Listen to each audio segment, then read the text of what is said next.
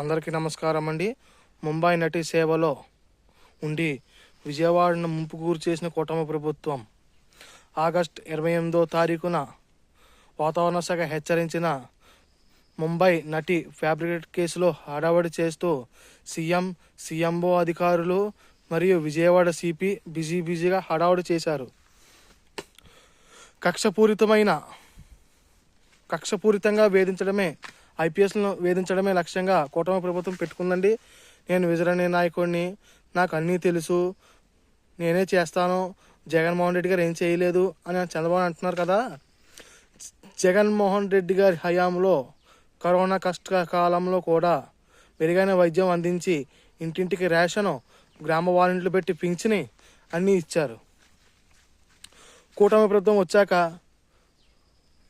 ఇంటికో ఉద్యోగం అన్నారు, నిరోధక వృత్తి అన్నారు, తల్లికి వందనం అన్నారు, మహిళలకు 1500 అన్నారు, ఉచిత బస్సు అన్నారు. ఇవేమీ నెరవేర్చకపోగా విజయవాడను వరద ముంపుకు గురి చేశారు. విజయవాడ వరద బాధితులకు ఉసురు చంద్రబాబు నాయుడు గారికి తగులుతుంది ఖచ్చితంగా. ఎందుకంటే కనీసం విజయవాడ వరద బాధితులను సురక్షితంగా ఉంచి చూసుకోవాల్సిన బాధ్యత ప్రభుత్వానిదే. కానీ కూటమి ప్రభుత్వం వరద బాధితులను ఆదుకోవడంలో విఫలమైంది.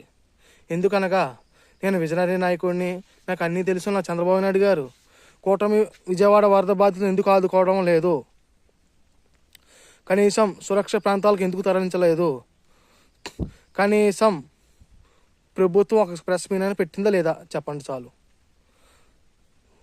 జగన్మోహన్ రెడ్డి గారు ఏం చేశారో ఎల్లో మీడియాకి, ఆంధ్రజ్యోతి రాధాకృష్ణకి, ప్రజలకి అన్నీ తెలుసు. చంద్రబాబు నాయుడు గారు కూటమి ప్రభుత్వం ఏం చేసిందో చూస్తున్నారు ప్రజలు.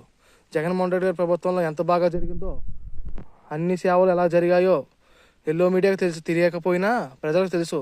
జై జగన్, జై వైఎస్ఆర్సీపీ.